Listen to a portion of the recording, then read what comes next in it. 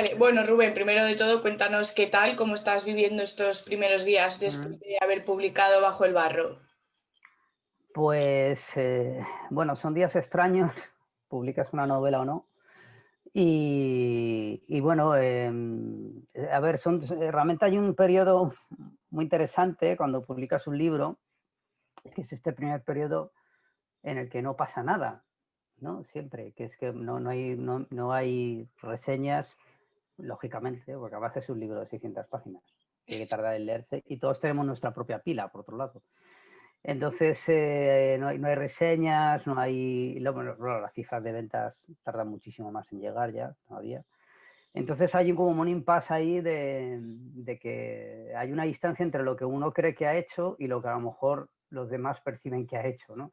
Entonces, ahora mismo es ese momento en el cual esa distancia tiene que cubrirse, ¿no? Tú crees que tienes o yo estoy convencido, y en la editorial, de que tenemos un libro que nos encanta, y yo estoy encantadísimo de haber sacado esto a la calle porque me siento absolutamente realizado sacando un libro que me representa, pero bueno, hay que ver ahora qué pasa con los lectores. Está empezando a ver ya primeras opiniones y yo no leo, a mí me las comentan porque no me da mucho pudor leer las reseñas. Yo nunca leo ni las buenas ni las malas, porque me da mucha vergüenza. Pero bueno, está cayendo, no voy a decir sorprendentemente bien, pero no sé si es sorprendente, pero vamos, está cayendo muy bien el libro. Sobre todo está cayendo el tipo de libro, está percibiéndose como el tipo de libro que yo realmente quería escribir. El tipo de novela de terror que yo quería sacar. Y entrando ya en materia, ¿qué es lo que se va a encontrar el lector en Bajo el barro?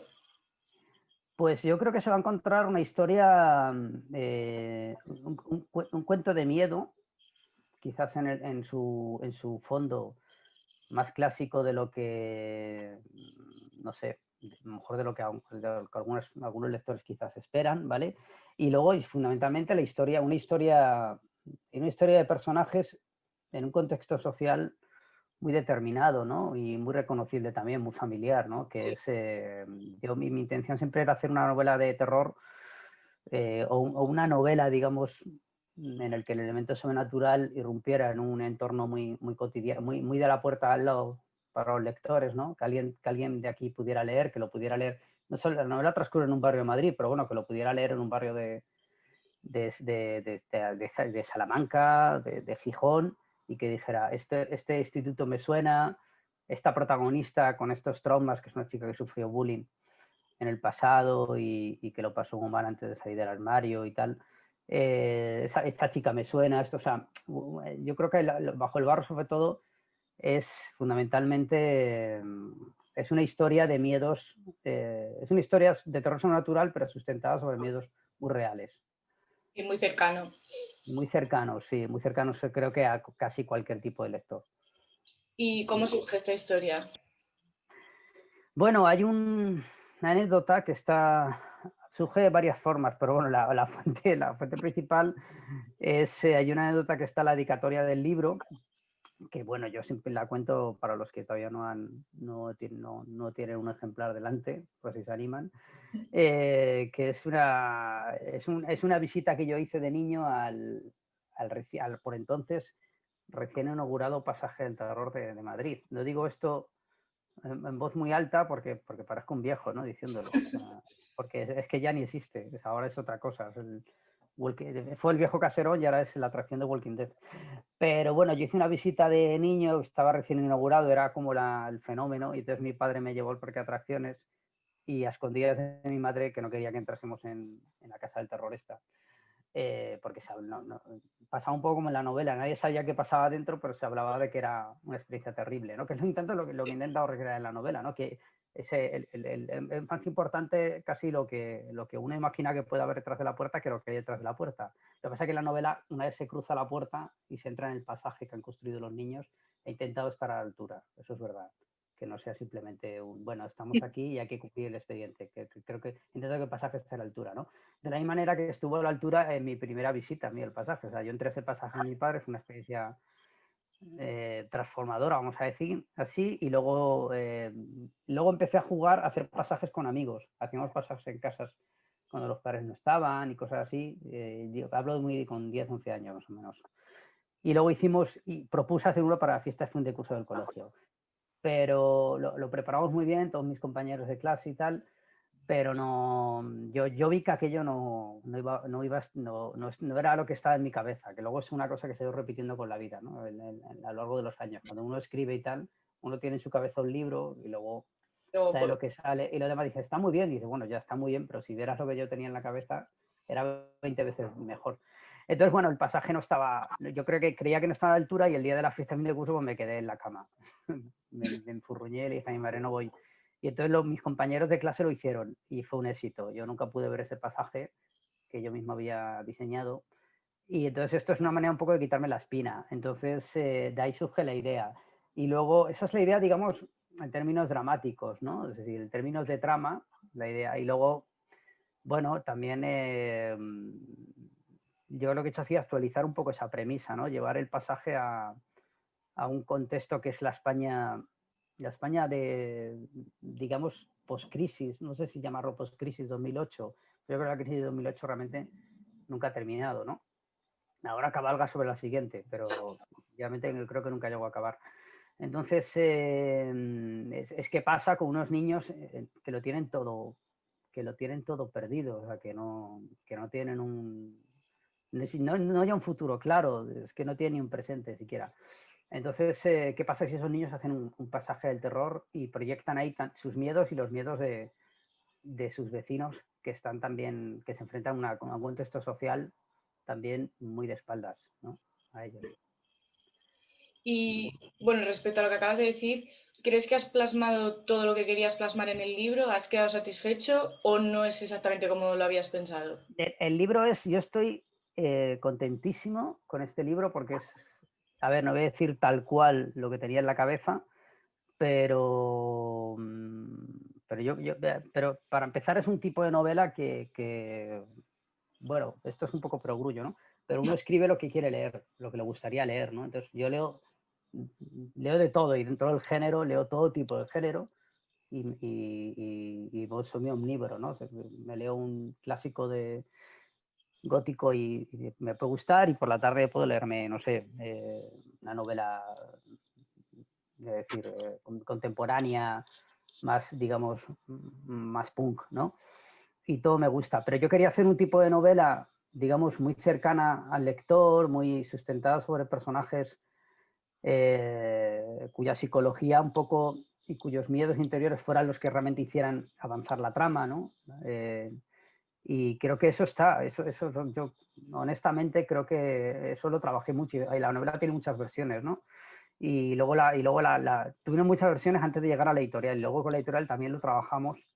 No se cambió gran cosa, pero sí que lo trabajamos, digamos, puliendo un poco aspectos del ritmo que yo no tenía muy claro que fueran a funcionar, por ejemplo.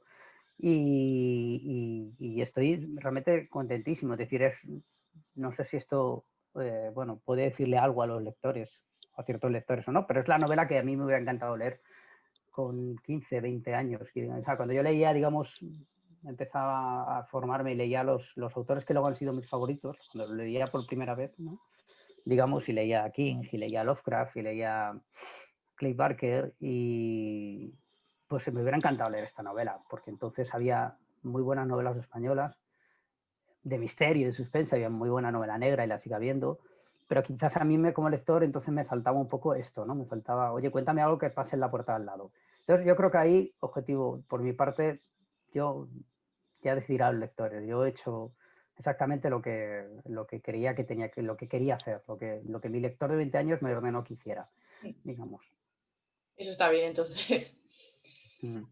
Y bueno, has dicho que efectivamente tiene 600 páginas el libro y además es verdad que Mm. tiene personajes, varias subtramas y tiene como muchísimas cosas. ¿Has tardado mucho en escribirlo? A ver, la novela empecé realmente una primera versión en 2016, si no recuerdo mal, en primavera de 2016, ¿vale? Luego, luego es verdad que entre versión y versión ha habido parones. O sea, la primera versión, por ejemplo, sí que tenía una estructura muy distinta porque, por ejemplo, en la primera versión era la preparación del pasaje. Toda la novela era la preparación del pasaje, ¿no? Y entonces hubo un amigo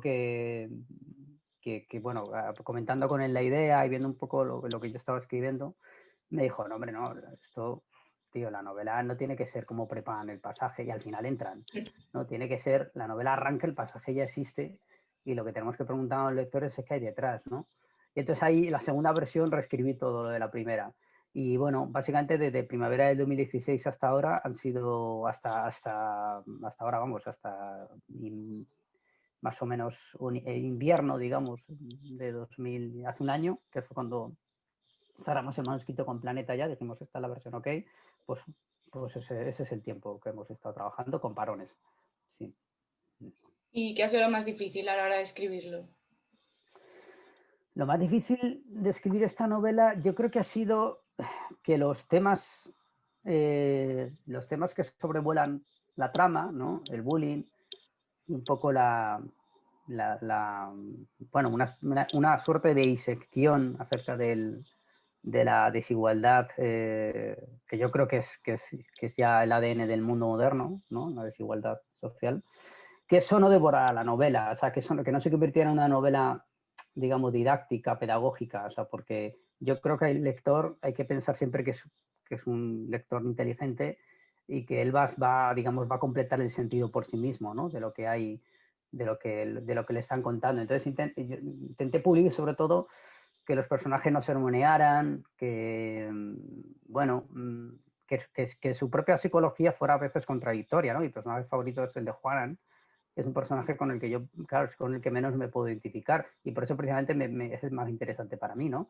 Pues es un personaje que intenté que es el acosador, digamos, de la protagonista. Intenté que no, bueno, no ser condescendiente con ese personaje, ¿no? Que no llevarlo al terreno del perdón, de la redención, porque yo creo que las personas no funcionamos así en la vida, ¿no? Somos mucho más complejas.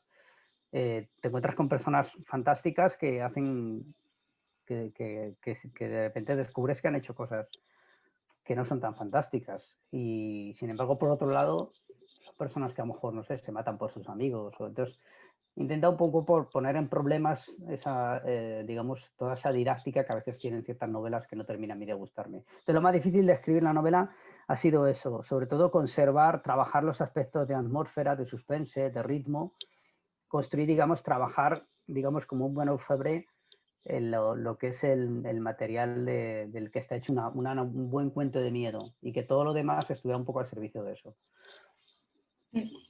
Y bueno, en la novela uno de los recursos literarios que utilizas es que introduces como declaraciones de revistas o de entrevistas y tal, y es verdad que eso hace que sea como muchísimo más real y cercano. ¿Cómo se te ocurre hacerlo? ¿Te inspiraste en algo? Bueno, eso lo lleva haciendo, de alguna manera es un recurso que lleva haciendo la literatura fantástica toda la vida y que los autores al final lo que hacemos es un poco actualizar ¿no? Hacer dialogar esos recursos con el tiempo que nos ha tocado en suerte vivir, ¿no? Entonces, yo recuerdo cuando empecé a leer a Stephen King, que él lo hacía, ¿no? Y entonces para mí era una novedad. Yo decía, pero, claro, porque el fantástico necesita ser verosímil. Bueno, hay un tipo de fantástico que es el que yo quiero trabajar, el que a mí me gusta trabajar, digamos, que necesita un contexto muy hiperreal, unos personajes muy hiperreales para precisamente contrastar luego con el elemento sobrenatural, o el elemento extraño, ¿no? El elemento que se introduce. Entonces, este tipo de recursos vienen muy bien precisamente para hacer aterrizar al lector en esa realidad, en la realidad, digamos, del mundo del libro, ¿no? Pero claro, yo leía a Stephen King y decía, joder, esto qué novedoso, ¿no? Y luego empecé a leer a los clásicos después y dije, bueno, claro, King, como todos los grandes, está, digamos, entre comillas, fusilando hallazgos de otros anteriores, ¿no? Entonces, yo recuerdo un libro que me impactó muchísimo, que era La casa en el confín del mundo, de William Hodgson, que es un clásico que jugaba al manuscrito encontrado, digamos, la idea del manuscrito encontrado y la idea de que el lector está leyendo unos hechos que, bueno, pueden estar sucediendo, ¿no? Como los cuenta el propio lector, ¿no? El propio autor de ese manuscrito que se ha encontrado. Entonces yo quería llevar un poco esa ambigüedad a la novela. O sea, está por un lado un plano del plano de los informes, ¿no? El plano que hace de los informes de la policía, de los testigos, y por otro lado está a lo que el lector accede de una manera íntima, que es lo que el narrador, digamos, omnisciente le cuenta, ¿no? Bueno, esto es lo que los informes, ¿no? Esta es la versión, digamos, más o menos oficial, oficiosa, y esto es lo que yo, narrador, te voy a contar que cuento. Y con esto tú, como lector, te haces un puzzle, ¿no? Además, es cierto que Rebeca es la protagonista y gira todo un poco en torno a ella, pero todos los personajes y todas las tramas tienen bastante relevancia y bastante cabida. ¿Por qué decidiste no poner solo el foco en Rebeca, sino centrarte en diferentes personajes según el capítulo? Bueno, yo quería, sí es verdad que desde el principio, quizás yo quería hacer una novela más coral de lo que ha resultado. O sea, al final Rebeca ha acabado un poco llevándose a su terreno la trama, ¿no? Pero mi intención inicial era contar la vida de un barrio y cómo un pasaje del terror infantil empieza a contaminar la vida del barrio. Entonces, claro, eso exigía una estructura coral, exigía, digamos, acceder a las vidas privadas y a los deseos secretos y las satisfacciones personales de los personajes, ¿no? Entonces algo ha quedado de esa primera intención, pero yo quería que hubiera sido incluso una novela mucho más coral. Luego las historias empiezan a cobrar vida por sí mismas, ¿no? Y Rebeca se lo llevó. Pero yo quería que fuese una novela realmente donde uno dijese, vale, aquí hay una representación como muy florida del tipo de personajes que podemos encontrar en cualquier barrio popular de una gran ciudad española. Esa era mi intención inicial. Bajo mi punto de vista es verdad que es una novela que tiene una sinopsis, una premisa muy buena y el desarrollo también va muy bien. Yo sí que es verdad que a medida que avanzaba el libro yo pensaba, a ver cómo llega esto al final, cómo consigue cerrarlo todo bien, tal. ¿No te daba un poco de miedo que ese final no estuviera como tan a la altura o que decayese un poco? Bueno, pasó una cosa y es que hubo dos opiniones que fueron fundamentales, ¿no? A la hora de dos personas que me ayudaron muchísimo a la hora de diseñar la estructura y yo creo que fue lo que consiguió que el libro al final, la versión final del libro no decayese en esa segunda parte que era el peligro, ¿no?